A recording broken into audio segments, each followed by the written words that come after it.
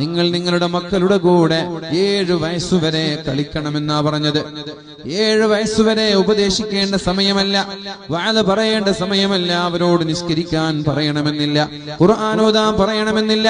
7 വയസ്സുവരെ അവരുടെ കൂടെ കളിക്കേണ്ട സമയമാണ്.